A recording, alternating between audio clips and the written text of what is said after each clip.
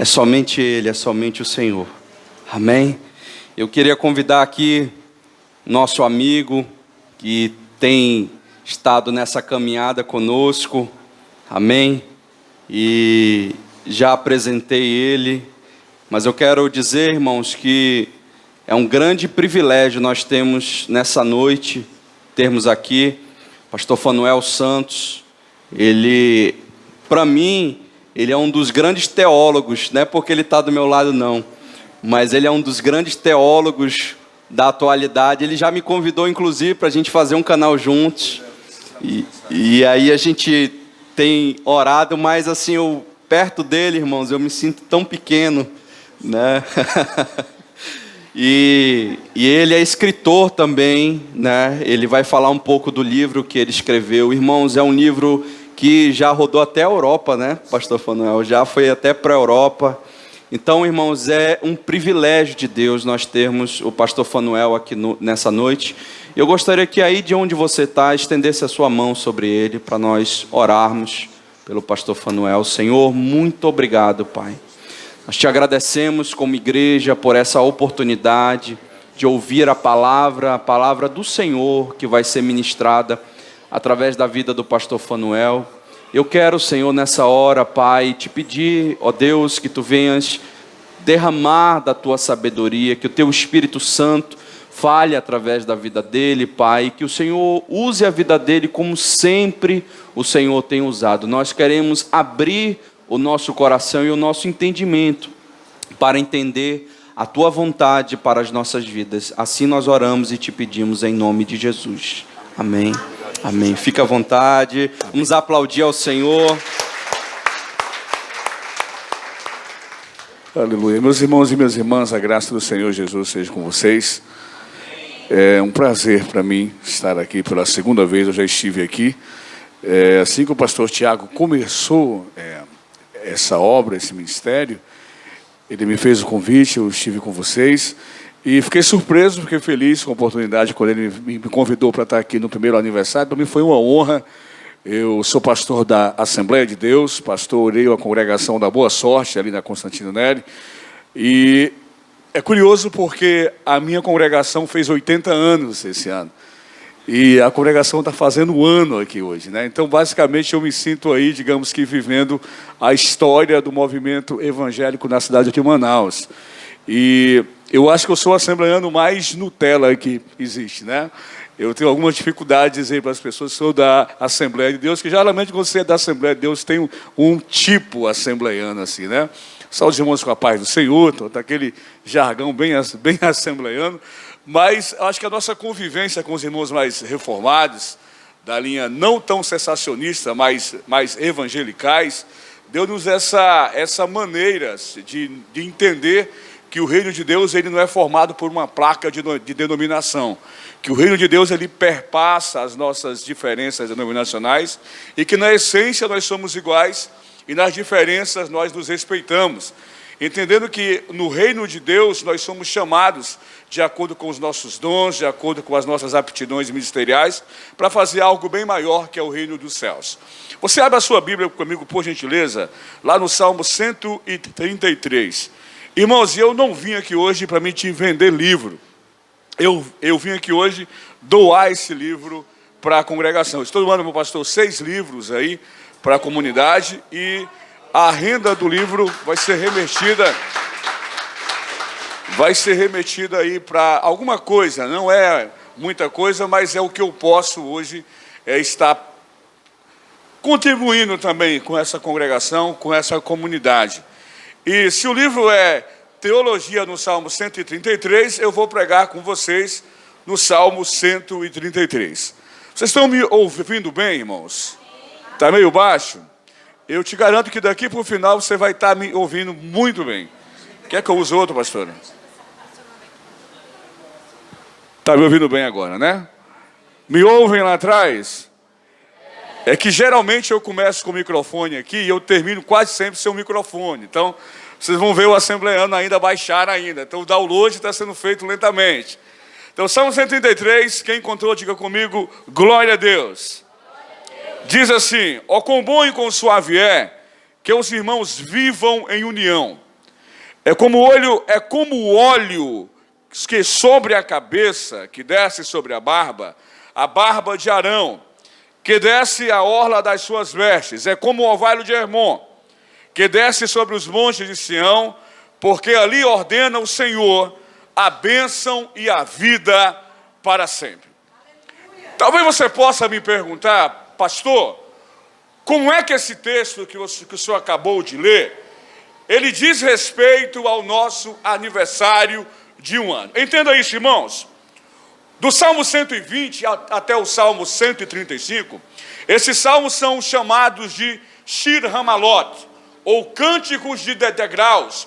Em algumas versões tem como cânticos de ascensão, ou cânticos anagógicos. O que são esse tipo de salmos? Eram salmos que os israelitas cantavam em peregrinação até o templo. Mas há quem diga que não era apenas isso, que para você ter acesso ao templo, você teria 15 degraus. Então, naturalmente, no primeiro degrau, você cantava o Salmo 120. Na minha angústia, eu clamei ao Senhor.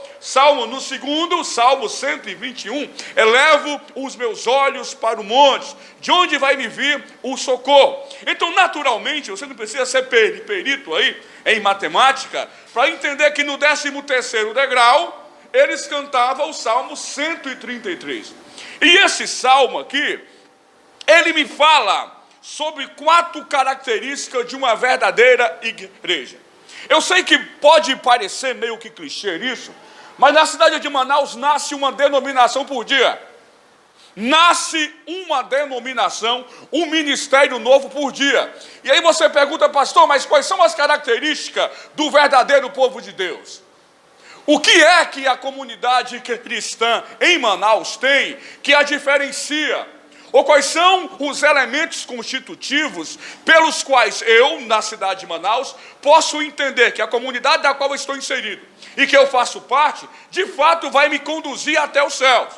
Entenda, todas as vezes que eu falo em igreja, essa palavra vem da junção de 2 termos. A preposição ek, que é fora de, mais o verbo kalel, que é o verbo chamar. Kalel, kalés, kalei, kalelmen, kalelte, kalelsi. Eu chamo, tu chamas, ele chama. A junção da preposição ek mais o verbo kalel dá-nos a ideia de algo chamado para fora. Ou seja, a comunidade que se chama pelo povo de Deus é aqueles que, ouvindo a palavra de Deus, entendendo o seu chamado, ele sai das suas rotinas. A primeira coisa que eu quero que os senhores entendam é de quem é a igreja. Pastor não tem igreja. Entenda isso de uma vez por todas. Deus não dá rebanho para pastor. Deus dá pastores ao seu rebanho. Lá em Mateus capítulo 16, versículo 13, diz assim, olha, o que diz os homens acerca do Filho do Homem? E eles começam a dizer uma série de coisas, e Jesus volta aos seus 2 discípulos e pergunta, e vocês, o que vocês têm dito que eu sou? Pedro apóstolo diz assim, tu és o Cristo, o Filho do Deus vivo, ao que o Jesus responde, eu portanto digo que tu és Pedro, e sobre essa pedra eu edificarei a minha igreja. Ela não é do homem, ela é de Deus. E por diversas vezes, Paulo ele vai dizer, pastoreai o rebanho de Deus, que ele comprou com seu sangue. Então não é de pastor, eu não tenho um rebanho, eu apacento um rebanho que não é meu. Tem alguns indivíduos que de uma arrogância, né? A minha igreja, olha, pode até ser sua, mas a de Deus tem algumas características elementares. E o Salmo 133 diz algo muito interessante, que a primeira coisa é que é bom que os irmãos vivam. Entenda isso, gente. Não é apenas estar reunidos aqui. Isso tem que ter vida. Não existe, tem um teólogo chamado Hugo de São Vito, no século IV, que ele sempre dizia, glória Dei vives homens. A glória de Deus é que os homens vivam. Paulo apóstolo, em Filipenses capítulo 1, versículo 20, diz assim, antes de tudo vivei de maneira digna do evangelho. A comunidade precisa ter vida. É bom e suave que os irmãos vivem em união. Isso é muito importante, irmãos, sabe por quê? Porque isso me fala de comunhão, de estar reunidos. Há pessoas que acham um tédio vir para a casa de Deus. Hoje tem culto, meu Deus. Né? Lembra quando você era pequeno e tomava biotônico Fontoura com emoção Scott? Nunca tomaram? Eu sou de uma época que nós tomávamos biotônico Fontoura com emoção Scott. E tomávamos aquilo com uma revolta porque era ruim, mas tínhamos que tomar porque senão você apanhava da mãe, não é verdade? Tem gente que vem para a casa de Deus com má vontade, cara. Ele entra, senta na cadeira, o pastor manda ele ficar em pé, ele fica em pé com a má vontade, ele celebra com a má vontade. A minha Bíblia diz que é bom que os irmãos vivem em união. Entende, irmãos? Não é o templo, não é a placa, é a essência que a igreja precisa ter. Não adianta você ter, vou falar agora por mim, 80 anos de congregação, se não tiver vida. Sabe por quê? Não somos justificados pela história, somos justificados pela fé. Pode ter 10 anos, pode ter 50 anos, pode ter um aninho, mas precisa ser vida. Precisa ter vida. Isso fala-me também acerca da catolicidade. E catolicidade aqui não tem nada a ver, irmãos, com católico romano, pelo amor de Deus. Eu sou assembleiano, eu não sou católico. Quem primeiramente usou essa palavra católico, a palavra católico vem de católica, que é universal, foi um teólogo chamado Inácio de Antioquia, no século II. E católico aqui tem a ver com aquilo que é mais amplo. É para além da minha paróquia. Deus não é o Deus só da Assembleia de Deus, não, amigo. Deus não é o Deus só daqui, não. Deus é o Deus daqueles que o adoram em espírito e em verdade. Livro de João, capítulo 4, versículo 22, né? Senhor, a mulher quer ter um diálogo teológico com Jesus. Qual é o lugar que se deve adorar? Nossos pais adoravam naquele monte. Jesus falou assim: você está para lá de Marrakech, você está para lá de Bagdá. Sabe por quê? Porque Deus é espírito e importa que aqueles que o adorem em espírito e em verdade. É uma universalidade que derruba as placas, que derruba as nossas diferenças teológicas e irmana-nos na certeza que somos o povo de Deus, geração eleita, povo adquirido para proclamar a glória do Senhor da terra. Isso fala-me também acerca que os irmãos vivam em união. É bom estarmos em comunidade. Principalmente agora. Eu falei que o microfone ia baixar. Estão me ouvindo ainda? Eu vou terminar sem ele, relaxa. A minha Bíblia diz que no livro de Hebreus, capítulo 10, versículo 25... e não deixemos de congregar como é costume de alguns. Segundo o último censo de 2010, existe mais de 12 milhões de pessoas desigrejadas. É aqueles que dizem que não há mais razão para estar vivendo em comunidade. E eu me pergunto acerca disso, por que eu não concordo com essa maneira outsider de ser igreja? Esse cristianismo outsider, eu não congrego, eu não tenho pastor. Irmão, se você não tem um pastor, eu tenho uma notícia triste para poder te dar. Jesus é o sumo pastor. Aí eu não gosto de conviver com ninguém. Então, pelo amor de Deus, não vai para o céu, porque o céu é convivência. Você vai ter que estar com gente o tempo todo. Mas eu não congrego por quê? Entenda, historicamente, desde Atos, o pastor acabou de citar Atos aqui, mas se eu pegar tanto no século I, século II, século III, século IV, passar pela reforma, avivamento, cristianismo na América, todas as vezes você vai encontrar comunidade de fé.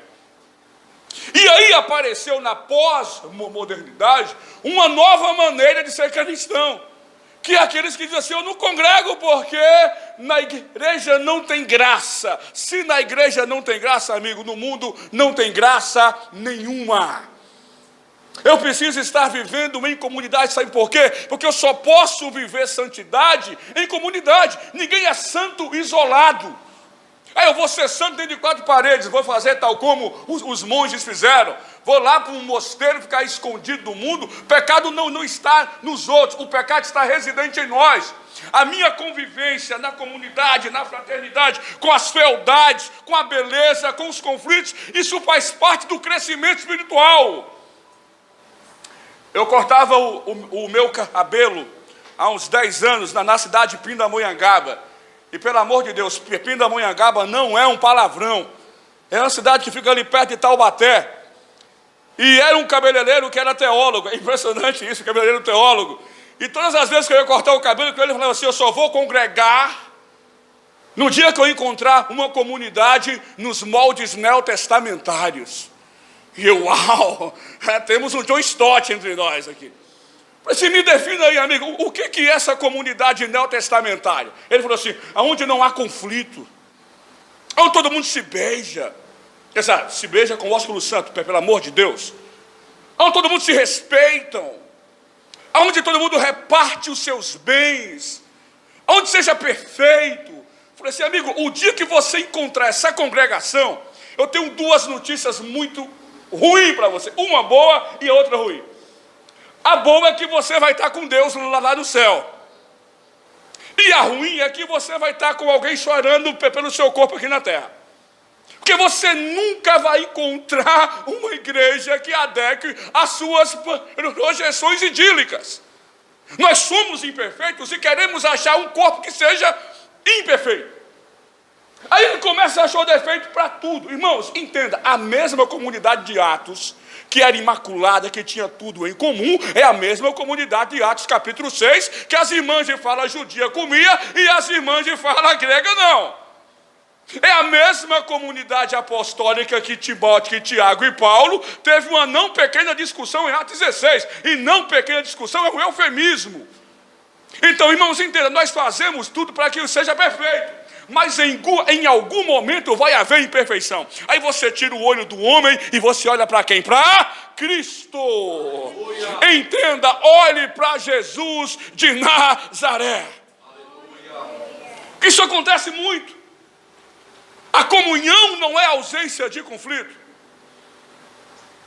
É manter-se coeso e integral apesar dos conflitos. Vou embora porque o pastor não me gosta, não gosta de mim. Uma vez eu pastoreava uma congregação na cidade do Goiás, da cidade de Pameri. E uma irmã disse assim, pastor, eu vou embora daqui, dessa congregação. Por quê? Porque eu te mandei 2 convites no Facebook, você não aceitou até agora. Nossa, é um escândalo. Agora as pessoas querem que a congregação supra as suas necessidades afetivas de ser os seus egos inflados, quando na verdade às vezes Deus te traz aqui para tratar o teu caráter, tratar o teu ego, fazer você amadurecer, dizer, caminhe, emancipe-se, porque o evangelho é isso. Aleluia. A mesma comunidade que me conclama a viver em fraternidade, me diz que é bom e suave que os irmãos vivam em união. Isso é como óleo precioso. Repita-se comigo, comunhão, mas é espiritualidade também. Não somos apenas o fato social de Durkheim, tá? A sociologia não consegue definir-nos. Nós somos um mistério escondido em Deus, segundo Paulo, em Efésios capítulo 2 e 14. Nós somos a geração eleita, o povo adquirido, o sacerdócio real. Não somos apenas uma organização, nós somos um organismo, o corpo de Cristo, cuja cabeça é o Senhor. É por isso que na dimensão da espiritualidade diz, é como óleo precioso. E olhe para mim, irmãos, óleo, aqui, sugere-nos semioticamente espiritualidade. Uma comunidade de fé ela não se estabelece apenas pela qualidade. E que coisa linda essa congregação, né? Dá para você botar aquela luz azul aí, filho, para mim?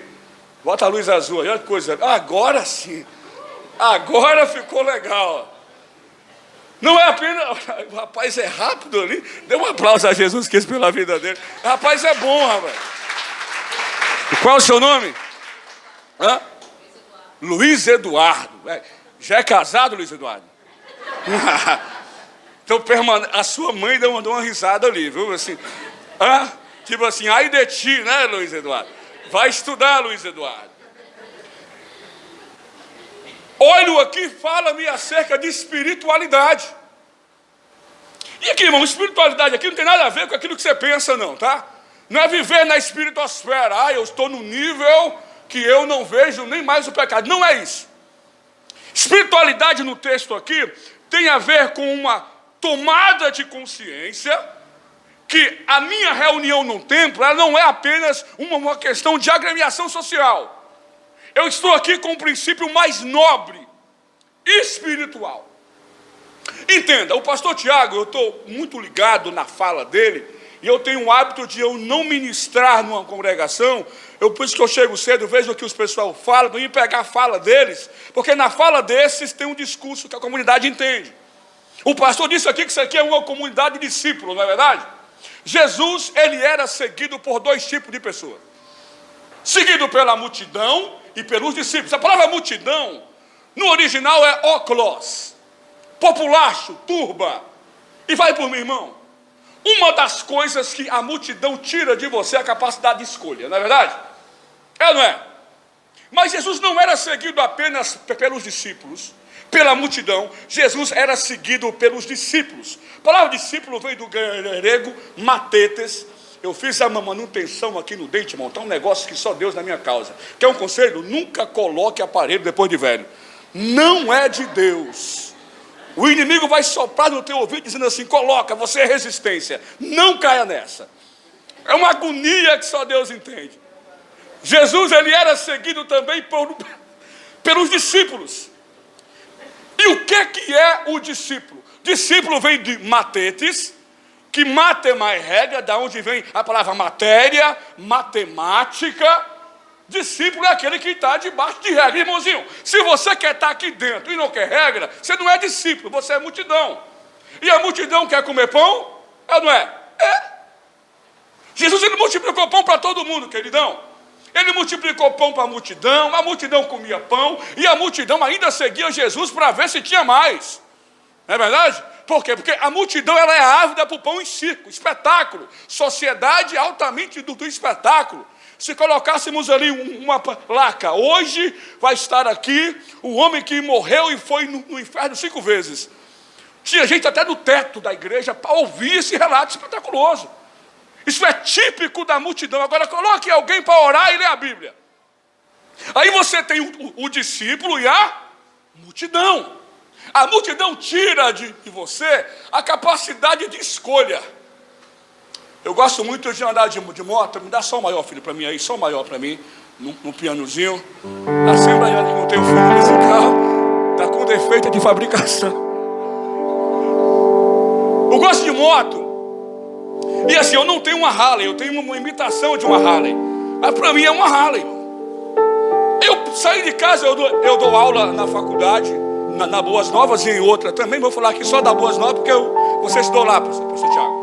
Aí saí de casa cedo, peguei minha moto, falei assim, deixa eu ir para a faculdade de moto. Não estava muito quente, vou de moto.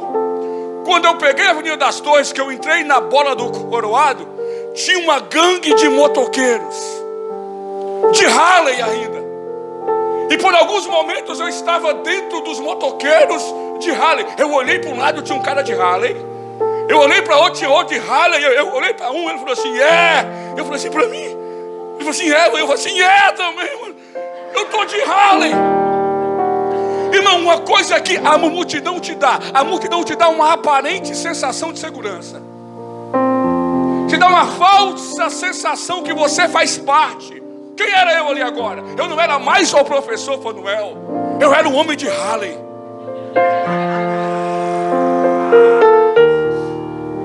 Quando eu dei por mim, a Boas Novas tinha ficado aqui no Japim.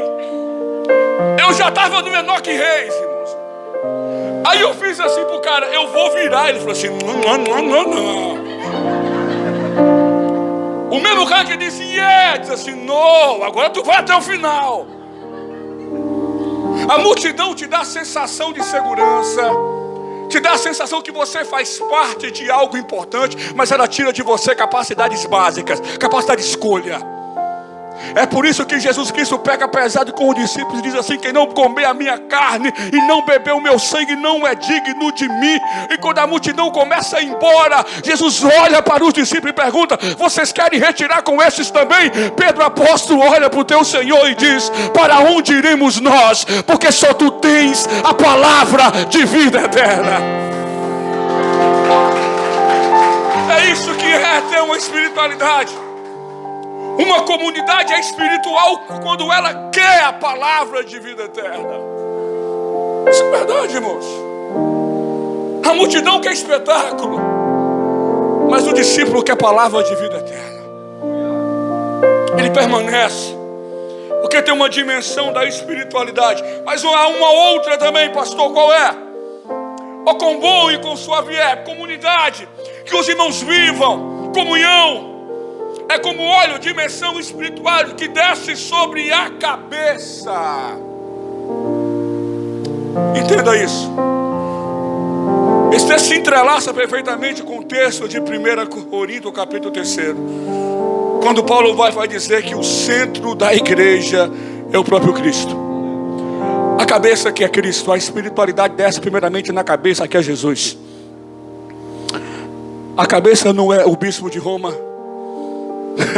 A cabeça não é o apóstolo, o pai apóstolo, o Paulo é Ranger verde e vermelho.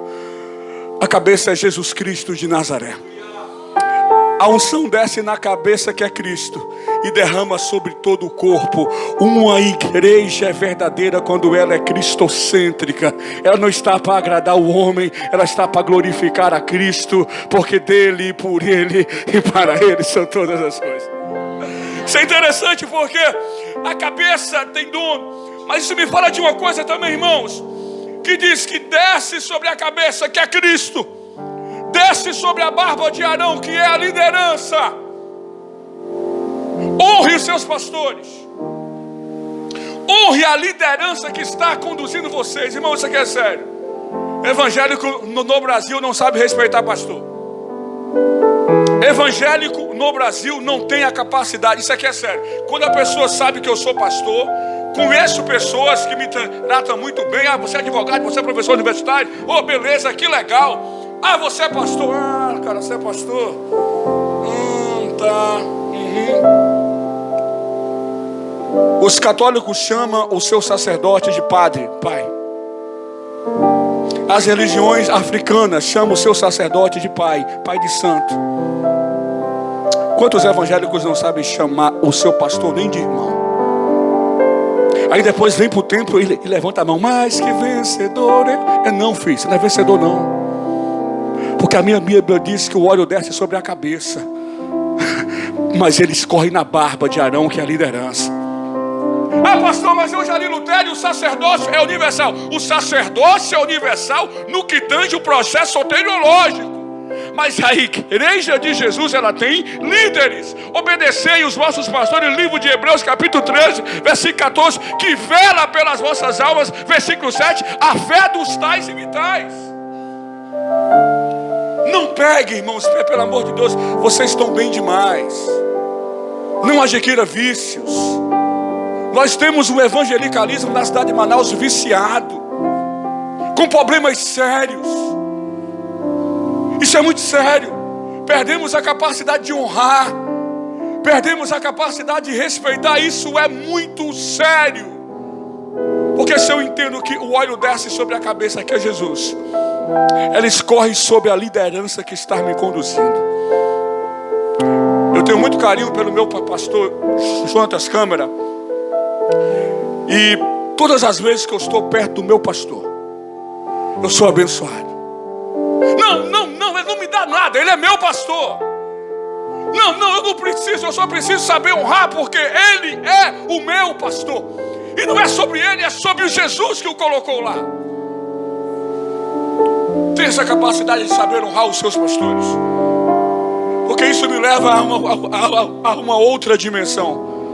É a dimensão da perenidade. Olhe para mim aqui. O que o versículo 3 diz? Quem está com a Bíblia aberta aí? É como o orvalho. É interessante que o texto não diz é como a tempestade, é como a chuva.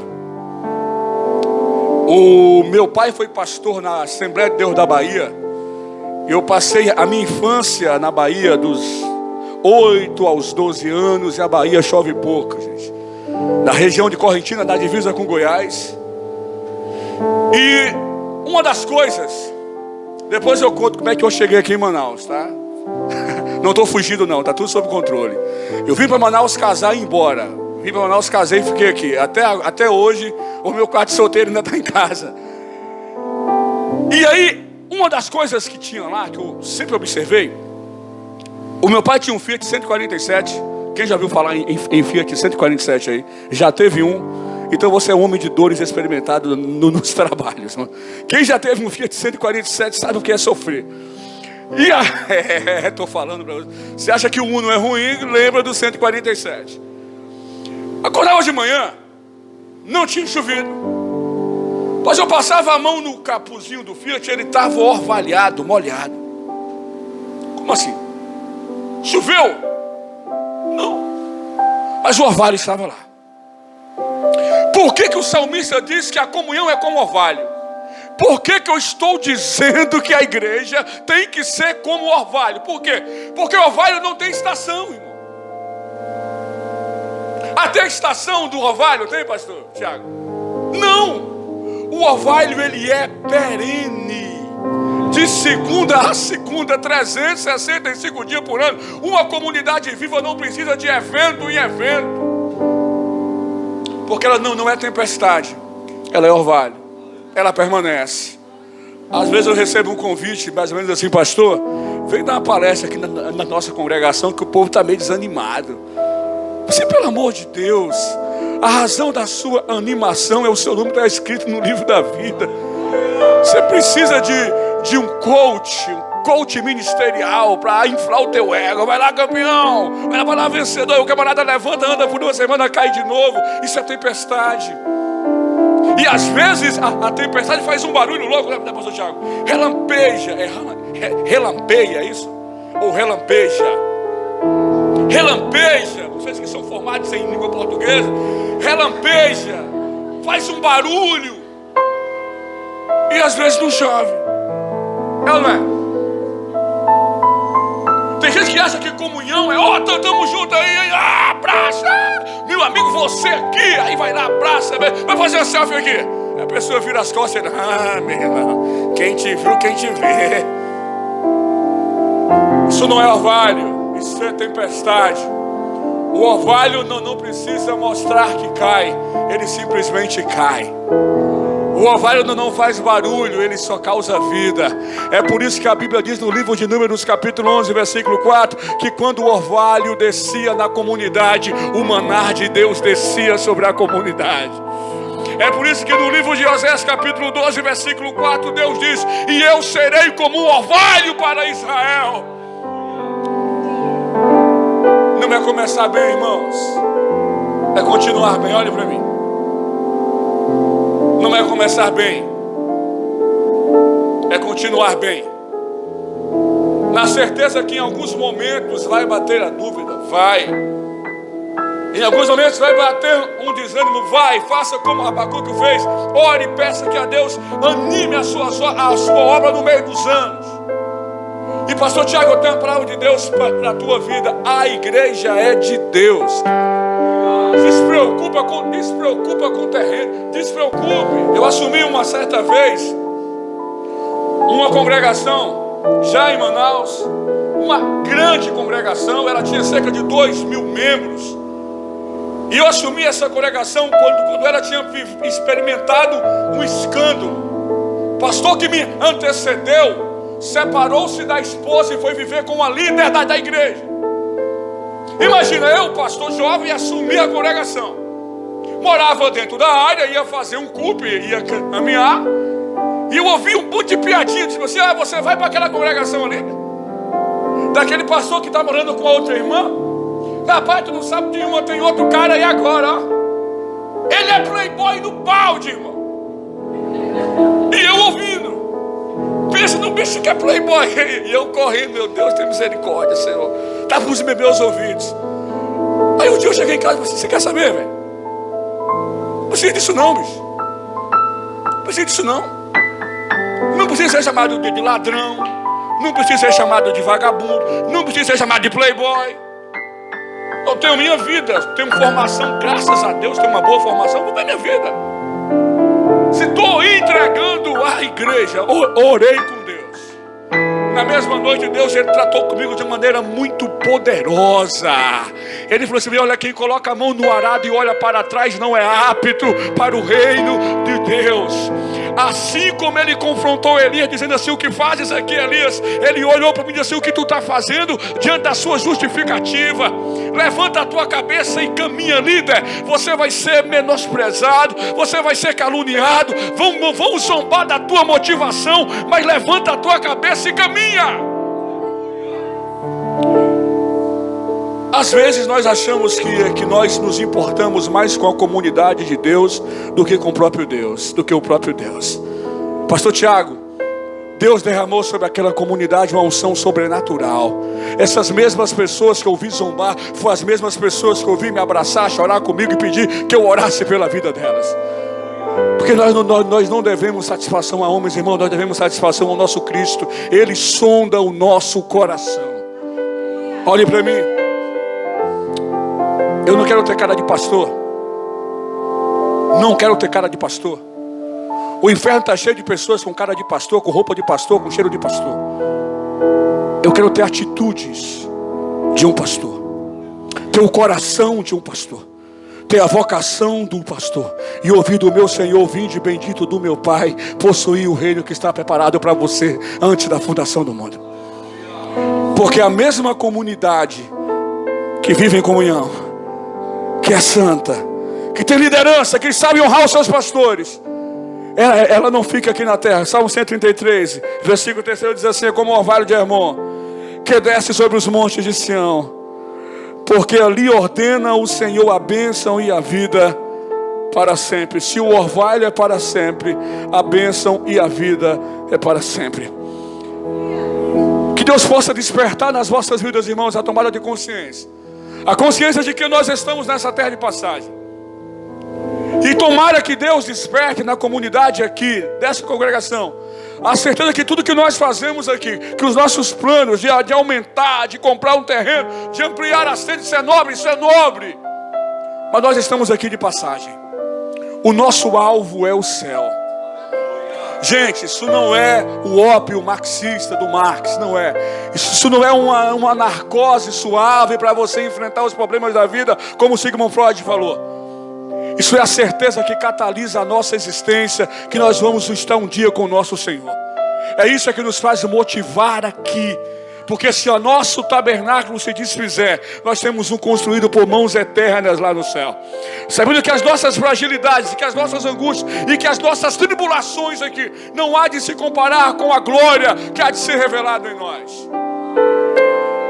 Envolver-se com a obra de Deus, com uma congregação, é estar disposto a renunciar às nossas vontades. Não é para ser recompensado aqui na terra, é para ser recompensado lá com o nosso Senhor. A minha oração a Deus, pastor Tiago, pastora Edilane, todos os irmãos membros dessa congregação, que os anos que vão vir vão ser anos de alegria, mas anos de lutas também. Mantenha-se firmes, coesos, íntegros, mantenha a inteireza. Deus levanta uma nova geração para a cidade de Manaus. Deus levanta uma nova geração para o Brasil. Eu tenho visto isso. Eu tenho visto pessoas desagregando, desapegando das formas, das megacorporações e querendo viver o Evangelho de maneira íntegra. Entenda isso. Cuidado com a numerolatria. Cuidado com a idolatração de números. Nem tudo que cresce é saudável. Queira ser fiel ao Senhor Jesus. Ser fiel é o que nós queremos. Eu apacento hoje um pequeno rebanho, uma congregação pequena, mas eu estou extremamente feliz. Porque não é difícil você encher congregação na cidade de Manaus, não é? É muito fácil você encher a igreja. Difícil é você levar esse mesmo povo para ir morar com Deus. Difícil é dar-lhe caráter, é dar-lhe inteireza, é dar-lhe a certeza que um dia eles vão morar com Deus. É a palavra que Davi diz ao seu filho Salomão. Livro de 1 Reis, capítulo 2, versículo 4. Tu, Salomão, meu filho, antes de qualquer coisa, seja homem. Antes de ser rei, antes de ser economista, seja pessoa, seja gente. Não se desintegre, mantenha-se coeso, pois o mundo vai tentar te desintegrar. Eu vejo o pastor Tiago que Deus tem reservado para essa comunidade. Um momento de crescimento. Mas é justamente aí que você corre perigo.